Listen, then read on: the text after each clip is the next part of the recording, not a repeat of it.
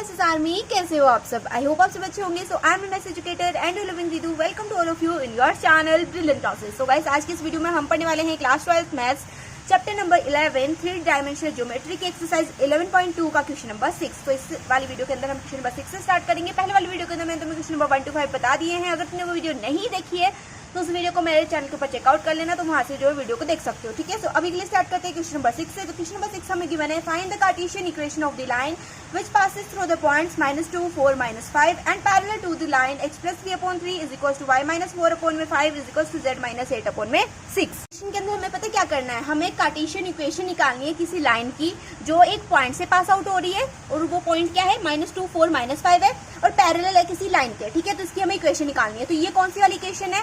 ये है हमारी फर्स्ट इक्वेशन। फर्स्ट इक्वेशन की कार्टेशियन फॉर्म हम लिखें तो फर्स्ट इक्वेशन की कार्टेशियन फॉर्म क्या थी? x माइनस x1 अपॉन में a is equals to y minus y1 upon में b is equals to z minus z1 upon में c। जब भी कोई लाइन किसी पॉइंट से पास आउट हो रही हो और किसी लाइन के पैरेलल हो तो उसकी इक्वेशन क्या होती है? कार्टेशियन इक्वेशन होती है ये वाली। ठीक है, सो अब हम क्या करेंगे, यहाँ पर a b और c क्या थे? drs थे, और x1 y1 z1 क्या थे? पॉइंट्स थे पैरेलल वेक्टर के। ठीक है, पैरेलल लाइन के पॉइंट्स थे। ठीक है, तो यहाँ पर a b c क्या है? dr से। तो अगर मैं यहाँ पर लिखूं late the equation of the line which passes through the points -2, 4, -5 and parallel to the line। कौन सी लाइन के पैरेलल है? इस वाली लाइन के पैरेलल है ना। तो यहाँ पर देंगे x plus 3/3 is equals to y minus 4/5 is equals to z minus 8/6। ठीक है, टू द लाइन 1, इसको तुम मान लो लाइन 1 है ना, L1 मान लो, और ये हमें वैसे मान लो कि ये गिवन है। ठीक है, ये मुझे गिवन है, इसको तुम मान लो कि ये मुझे गिवन है और वैसे भी गिवन ही है। तो अगर हम यहाँ पे लिखें कि ये जो लाइन है ये किसी एक पॉइंट से पास आउट हो रही है, इस लाइन के पैरेलल है ना, तो हम क्या करेंगे, ये इक्वेशन होती है लाइन की। तो यहाँ पर आ जाएगा x माइनस x1 अपॉन में a is equals to y minus y1 upon में b is equals to z minus z1 upon में c। यहाँ पर इक्वल का साइन लगा के इस वाली इक्वेशन को यहाँ पे लिख दो, x प्लस 3 अपॉन में 3 is equals to y minus 4 upon में 5 is equals to z minus 8 upon में 6। ठीक है, तो यहाँ से अगर हम देखें तो ये दोनों क्या है? इक्वल है। यहाँ पर a की वैल्यू 3 है, b की वैल्यू 5 है, c की वैल्यू 6 है। तो यहाँ पर क्या आ गई हमारे पास? इक्वेशन ऑफ द लाइन आ गई। हमें क्या निकालनी थी? कार्टेशियन इक्वेशन निकालनी थी लाइन की जो क्या कर रही है, एक पॉइंट से पास आउट हो रही है और पैरेलल है इस लाइन के। तो हमने निकाल दिया वो चीज, हमने निकाल दी ना वो चीज, वही तो किया है हमने ये लाइन की इक्वेशन लिखी, ये लाइन की इक्वेशन को इसके इक्वल लिखा, और ये देखो यहाँ पर a की वैल्यू 3 आ गई, b की वैल्यू 5 आ गई और c की वैल्यू 6 आ गई, है ना। तो यहाँ पर हमारा क्वेश्चन नंबर 6 जो है कंप्लीट होता है। अब हम देखेंगे क्वेश्चन नंबर 7।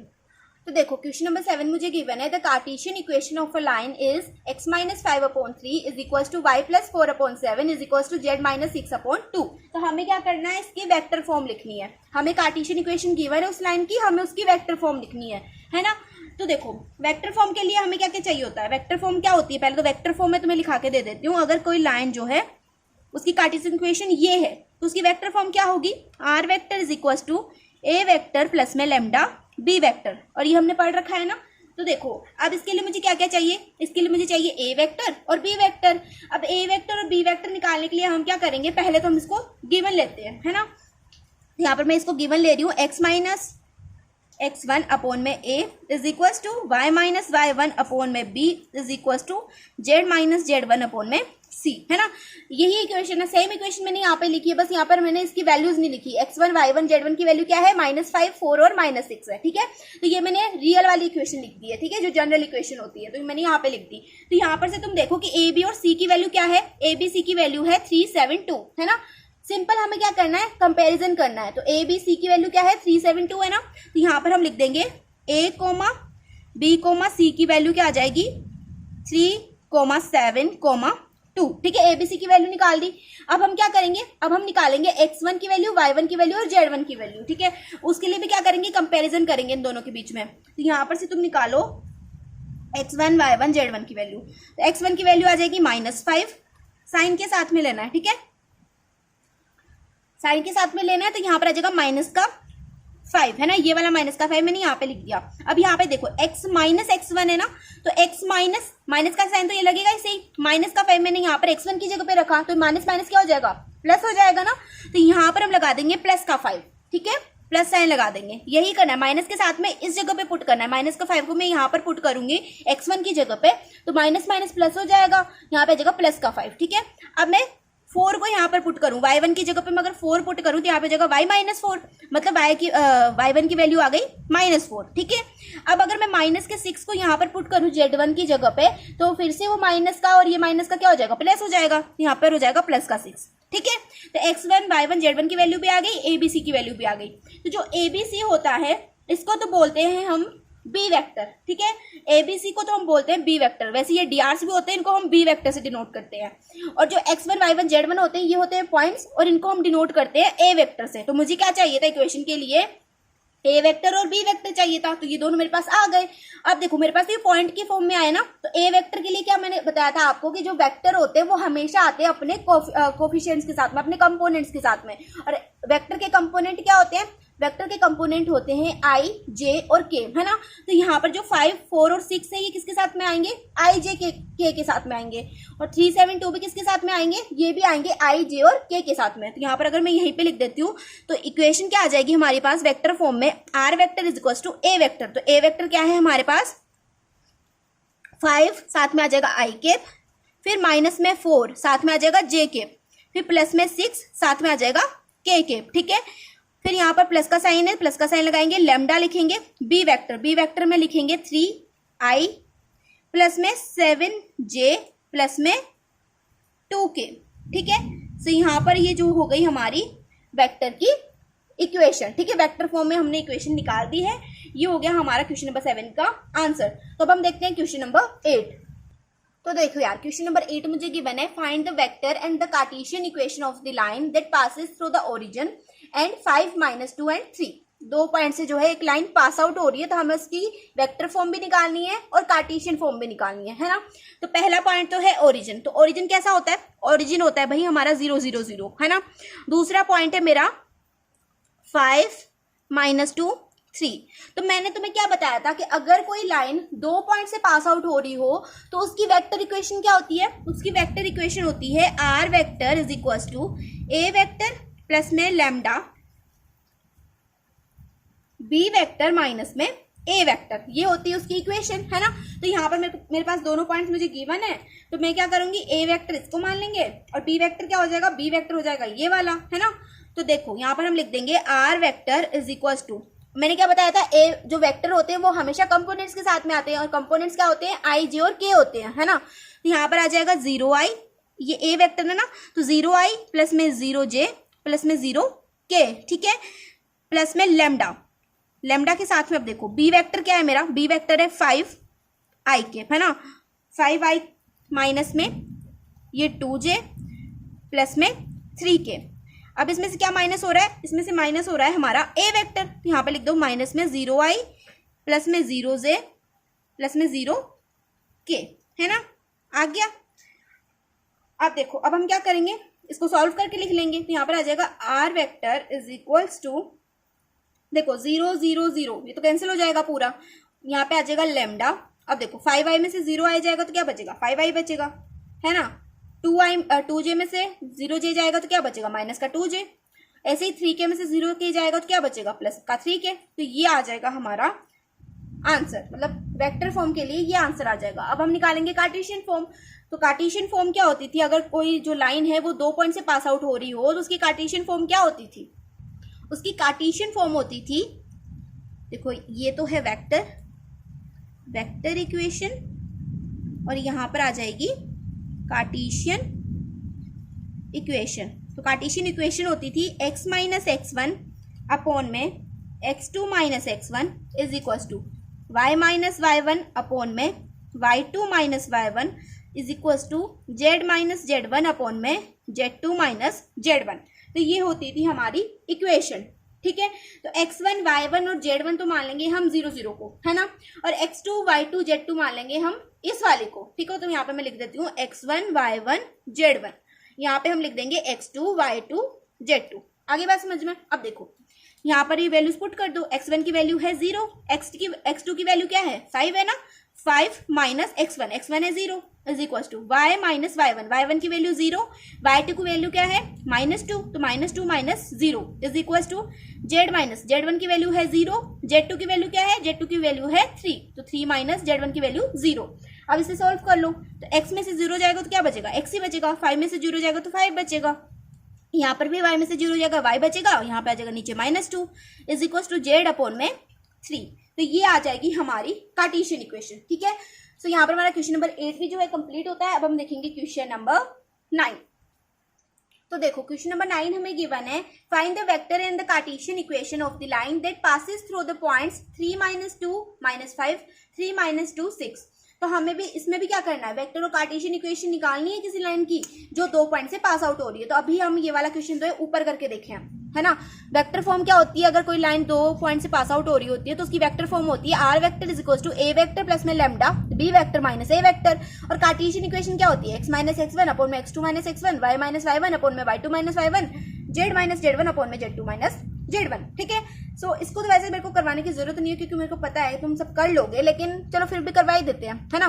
तो देखो क्वेश्चन नंबर 9 सॉल्व करते हैं। तो इसको मैं मान लूंगी x1 y1 z1, ठीक है। ऐसे मान लेना तुम, है ना, जब भी तुम्हें पॉइंट्स गिवन हो ना तो एक बार ना लेट कर लेना, मतलब एक बार देख लेना। ऐसे अगर छोटा सा लिख लोगे ना तो तुम्हें कंफ्यूजन नहीं होगी। अब देखो पहले वेक्टर फॉर्म निकाल लेते हैं। तो वेक्टर फॉर्म क्या हो जाएगी, मैं अब डायरेक्ट लिखूंगी, ठीक है। Vector form R vector is equal to A vector चाहिए। ए वेक्टर क्या होता है, x1 y1 z1 वाला जो होता है वो ए वेक्टर होता है। तो यहाँ पर ए वेक्टर में आ जाएगा 3i केप माइनस में 2j केप, और मैंने आपको बोला है कि ये आई जी क्या होते हैं, कंपोनेंट होते हैं, और यहाँ पे जाएगा माइनस में 5k केप। तो ये ए वेक्टर हो गया, प्लस में lambda B vector. B vector क्या है, ये है ना x2 y2 z2 है, तो B vector minus A vector करते हैं। तो यहाँ पे मैं डायरेक्ट कर रही हूँ, 3 में से अगर 3 को माइनस करोगे तो हमारे पास आ जाएगा 0, यहाँ पे आ जाएगा 0i। माइनस के 2 में से अगर आप माइनस करोगे 2 को, मैं यहाँ पे लिख रही हूँ माइनस के 2 में से अगर आप माइनस करोगे माइनस के 2 को, तो ये वाला माइनस प्लस हो जाएगा, यहाँ पे आ जाएगा माइनस का 2 प्लस में 2, ये दोनों कैंसिल हो जाएंगे। तो यहाँ पर भी आ जाएगा 0, यहाँ पर भी आ जाएगा 0j, ठीक है। अब यहाँ पर है 6, तो 6 में से अगर आप माइनस करते हो माइनस के 5 को, तो 6 माइनस माइनस प्लस हो जाएगा, 6 प्लस 5 हो जाएगा 11, तो यहाँ पे आ जाएगा प्लस में 11, तो यहाँ पे आ जाएगा 11k, ठीक है। तो जो इक्वेशन आएगी हमारे पास वो आएगी R vector is equal to 3i minus में 2j माइनस में 5k प्लस में 0 0 0, ये तो कैंसिल हो गया ना, यहाँ पर आ जाएगा लैम्डा 11k केप, ठीक है। सो यहाँ पर जो है हमारी वेक्टर फॉर्म आ जाती है। अब हम देखेंगे इसकी कार्टेशियन फॉर्म। सो वैसे यार मुझे को पता है मेरी राइटिंग इतनी अच्छी नहीं है, लेकिन तुम कॉम्प्रोमाइज कर सकते हो यार, है ना, इतना से तो चलता है, ठीक है। सो अब देखते हैं इसकी कार्टेशियन फॉर्म। तो यहाँ पर लिखते हैं इसकी कार्टेशियन फॉर्म।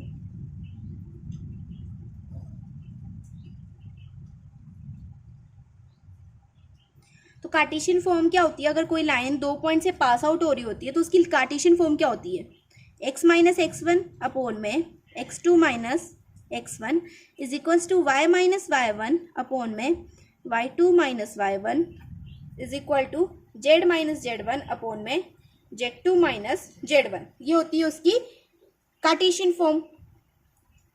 तो देखो यहाँ पर मैंने x1 y1 z1 इसको माना है, x2 y2 z2 मैंने इसको माना है ना। तो अब मेरे को क्या करना है, सिंपली वैल्यूज पुट करनी है यार। तो देखो x माइनस में x1 की वैल्यू है 3, तो यहाँ पे लिख दो 3 अपॉन में x2 की वैल्यू क्या है, x2 की वैल्यू भी 3 है भाई, और x1 की वैल्यू थी 3, तो 3 माइनस 3 हो गया is equal to y minus में y1 की वैल्यू क्या है, y1 की वैल्यू है -2, और y2 की वैल्यू भी क्या है -2, यहाँ पर आ जाएगा माइनस, और y1 की वैल्यू -2, ठीक है। तो ये माइनस प्लस का ही ध्यान रखना, इसमें थोड़ा सा चक्कर पड़ता है। और z1 की वैल्यू क्या है, z1 की वैल्यू है -5, यहाँ पे आ जाएगा -5, ये बीच वाला माइनस हमेशा रखना है, ये मैंने रखा हुआ है, यहाँ पे दिख रहा है ना तुम्हें। अब देखो z2 क्या है, z2 की वैल्यू है 6, माइनस में z1 की वैल्यू क्या है -5, 5, ठीक है। अब इसको सॉल्व करो तो यहाँ पर आ जाएगा x माइनस 3 और 3 माइनस 3 हो जाएगा 0, यहाँ पे आगे 0 is equal to y minus minus हो जाएगा प्लस, यहाँ पे आ जाएगा y प्लस 2 अपॉन में माइनस माइनस प्लस, और ये माइनस का 2 प्लस का 2, माइनस का 2 प्लस का 2 कैंसिल हो जाएगा, यहाँ पे आ जाएगा 0 is equal to z minus minus plus हो जाएगा, z प्लस 5 हो जाएगा, और यहाँ पर माइनस माइनस प्लस 6 प्लस 5 हो जाएगा 11, है ना। तो भाई ये आ जाएगा हमारे पास कार्टेशियन इक्वेशन का आंसर, है ना। ये ऊपर आ गया था वेक्टर इक्वेशन का आंसर, यहाँ पर आ गया कार्टेशियन इक्वेशन का आंसर। तो यहाँ पर हमारा क्वेश्चन नंबर 9 भी कंप्लीट होता है। अब हम देखेंगे क्वेश्चन नंबर 10। तो अगर वीडियो अच्छी लग रही हो तो यार एक फीडबैक भी दे देना मेरे को कि कैसी लग रही थी तुम्हें वीडियोस, और मेरे क्वेश्चन समझ में आ रहे थे कि नहीं आ रहे थे, ठीक है, ये मेरे को बता देना। आप देखते हैं क्वेश्चन नंबर 10 को। तो देखो क्वेश्चन नंबर 10 मुझे गिवन है, find the angle between the following pairs of the lines. तो अब ये नया क्वेश्चन आया है, इसमें हमें एंगल फाइंड करना है दो लाइंस के बीच में। तो उन दोनों लाइंस की मेरे को इक्वेशन गिवन है, तो ये मेरे को फर्स्ट इक्वेशन गिवन है, ये मेरे को सेकंड इक्वेशन गिवन है। अब मेरे को पहले तो ये बताओ कि जो वेक्टर फॉर्म में हम किसी लाइन का एंगल फाइंड करते हैं, किसी दो लाइंस के बीच का एंगल फाइंड करते हैं, उसका फॉर्मूला क्या होता है। अब अगर तुमने 11.2 की इंट्रोडक्शन वाली वीडियो नहीं पढ़ी है ना, तो तुम्हें बड़ी दिक्कत आने वाली है, क्योंकि सारे क्वेश्चन देख लो फॉर्मूला की हेल्प से हो रहे हैं, और तुमने अगर नहीं पढ़ा है, तुमने दीदू की बात को नहीं माना है ना, तो तुम्हारे जो है लगने वाले अभी। तो ना पहले जाके फॉर्मूलाज पढ़ो, उस वीडियो को देखो, और फिर इस वीडियो के ऊपर आओ। तभी मैं बोलती हूँ कि पहले कॉन्सेप्ट वाली वीडियो देख लिया करो, उसके बाद में जो है क्वेश्चन आंसर वाली वीडियो पे आया करो। तो वेक्टर फॉर्म के लिए जो एंगल निकालने का फॉर्मूला होता है वो होता है cos theta is equal to b1 vector dot b2 vector upon में मैग्नीट्यूड ऑफ b1 वेक्टर और मैग्नीट्यूड ऑफ b2 वेक्टर, ठीक है। b1 वेक्टर और b2 वेक्टर का डॉट प्रोडक्ट अपॉन में उनका मैग्नीट्यूड, ठीक है। तो b1 और b2 कौन से, अगर तुम्हें यही नहीं पता होगा तो तुम क्वेश्चन को कैसे सॉल्व करोगे, है ना। तो इसलिए बोलो बेसिक्स भी याद रखो। ये होता है हमारा a वेक्टर, ये होता है हमारा b वेक्टर। फॉर्मूला क्या होता था यार तुम्हारा, फॉर्मूला यही होता था ना, कंफ्यूज होने की बात नहीं है, रट्टे मारने की जरूरत नहीं है। r vector is equal to होता था a वेक्टर प्लस में लैम्डा b वेक्टर। तो लैम्डा के साथ में जो होता था वो b वेक्टर होता था, तो यहाँ पे लैम्डा के साथ में क्या है, ये है ना, तो ये b वेक्टर बन गया, जो दूसरे वाली चीज है वो a वेक्टर बन गई, है ना। तो इसमें कोई रट्टे मारने की तो जरूरत है ही नहीं। तो अब निकालेंगे cos थीटा। तो cos थीटा मुझे a वेक्टर की जरूरत कहीं भी नहीं लगेगी, मेरे को लगेगी b वेक्टर की जरूरत। तो ये हमारा b1 वेक्टर है, ये वाला b1 है और ये वाला b2 है ना। तो b1 और b2 का डॉट प्रोडक्ट करना है, मतलब i को i से करना है, j को j से करना है और k को k से करना है। तो 3i को अगर हम 1i से मल्टीप्लाई करेंगे, मतलब डॉट प्रोडक्ट करेंगे, तो हमारे पास आ जाएगा 3। फिर 2 को 2 से करेंगे, 2j को 2j से करेंगे, तो हमारे पास आ जाएगा 2 2 जा 4। तो यहाँ पे आ जाएगा प्लस में 4, है ना। i j और k को नहीं लिखना है, जब आप डॉट प्रोडक्ट करते हो तो आपको i j k को लिखने की बिल्कुल जरूरत नहीं है, ये बात ध्यान रखनी है। अब 6k को 2k से करेंगे अगर हम मल्टीप्लाई, तो 6 इंटू 6 डॉट 2 क्या हो जाएगा, 6 डॉट 2 हो जाएगा, 6 2 जा 12, यहाँ पे आ जाएगा 12। अब मुझे b1 का मैग्नीट्यूड निकालना है। अब अगर तुमने जो है पहले वाली वीडियोस अच्छे से पढ़ी होंगी ना, तो तुम्हें पता होगा मैग्नीट्यूड कैसे निकालते हैं। अगर नहीं भी पढ़ी है तो मैं अभी बता देती हूँ यार, कोई घबराने की जरूरत नहीं है। तो देखो मैग्नीट्यूड कैसे निकालते हैं हम, i j और k के साथ में जो वैल्यूज होती है उनका क्या कर देते हैं, स्क्वायर कर देते हैं और उसको लिख देते हैं रूट के अंदर। तो 3 का स्क्वायर करोगे तो आ जाएगा 9, 2 का स्क्वायर करोगे तो आ जाएगा 4, और 6 का स्क्वायर करोगे तो आ जाएगा 36, ठीक है। दूसरा रूट लगाओ, b2 का मैग्नीट्यूड भी निकालना है ना। दूसरा रूट लगाया, i के साथ वाले का स्क्वायर करेंगे तो यहाँ पे 1 है, i के साथ तो 1 का स्क्वायर 1 ही होता है, प्लस में 2 का स्क्वायर हो जाएगा 4 और 2 का स्क्वायर हो जाएगा 4। अब इसको सॉल्व कर लो, तब भी तुम्हारा एंगल आ पाएगा। तो cos theta is equal to 12 plus 4 16, 16 में 3 प्लस करोगे तो आ जाएगा 19 अपॉन में अंडर रूट। अब 36 प्लस 4 हो जाएगा 40, 40 प्लस 9 हो जाएगा 49। यहाँ पर क्या हो जाएगा, 4 प्लस 4 8, 8 और 1 9, ठीक है। यहाँ तक समझ में आ गया। अब रूट निकालना, सॉरी मैंने तुम्हें अभी तक वीडियो अपलोड नहीं करी है, लेकिन इस बार मैं पक्का कर दूंगी, ठीक है। कल मैं जो है पक्का वीडियो अपलोड कर दूंगी रूट निकालने के ऊपर, ठीक है। अभी तक मुझको टाइम नहीं मिल रहा यार, इंग्लिश की वीडियो भी मैंने स्टार्ट करी थी और तुमने अभी तक मुझे फीडबैक नहीं दिया। फीडबैक क्या होता है यार, फीडबैक नहीं दिया तुमने मुझे अभी तक कि मैंने वीडियोस कैसी बनाई थी, है ना। तो फटाफट से देख लेना यार इंग्लिश की वीडियो को, भी बताना मेरे को कैसी लगी आपको। तो 49 का जो रूट होता है वो होता है 7, है ना। तो 19 अपॉन में यहाँ पे आ जाएगा 7, और 9 का रूट क्या होता है फटाफट से बताओ मेरे को, 3 होता है ना। तो 19 अपॉन में 7 इंटू 3 करो, आ जाएगा 21। तो cos थीटा की वैल्यू आ गई मेरे पास 19 अपॉन 21। तो अगर मैं यहाँ से थीटा की वैल्यू निकालूं, मेरे को तो एंगल चाहिए ना, cos वोस थोड़ी ना चाहिए। तो cos दूसरी साइड जाएगा, इक्वल की दूसरी साइड, तो बन जाएगा इनवर्स। यहाँ पे आ जाएगा cos इनवर्स 19 अपॉन में 21। तो ये हमने निकाल दी थीटा की वैल्यू, ठीक है। तो यहाँ पर हमारा क्वेश्चन नंबर 1 कंप्लीट हो जाता है। 10 वाले क्वेश्चन का फर्स्ट पार्ट कंप्लीट हो जाता है। अब हम देखेंगे सेकंड पार्ट, ठीक है। सो देखो क्वेश्चन नंबर 10 का सेकंड पार्ट हमें ये गिवन है और मैं आशा करती हूँ कि ये क्वेश्चन आप खुद से सॉल्व करेंगे, इस प्रश्न को आप खुद से जो है प्रिपेयर करेंगे, खुद से सॉल्व करेंगे और मेरे को बताएंगे कमेंट सेक्शन में कि आपका क्या आंसर आता है। तो इस क्वेश्चन को मैं तुम्हारे हवाले छोड़ रही हूँ या साथियों, तो इस क्वेश्चन का ध्यान रखना और इसको अच्छे से सॉल्व करना, ठीक है। तो अभी के लिए इस वीडियो को एंड करते हैं। हमने इस वीडियो के अंदर 6 to 10 क्वेश्चन सॉल्व कर लिए हैं। अब जो बाकी के क्वेश्चन बचे हैं वो हम नेक्स्ट वीडियो में सॉल्व करेंगे और जो क्यूब रूट वाली वीडियो है वो भी आ जाएगी तुम्हारे लिए जल्दी से। तो अब जो है अगर वीडियो अच्छी लगी हो तो वीडियो को लाइक कर देना और बाकी की बातें मुझे बताने की जरूरत है ही नहीं। तो मिलते हैं नेक्स्ट वीडियो में, तब तक के लिए बाय बाय, टेक केयर।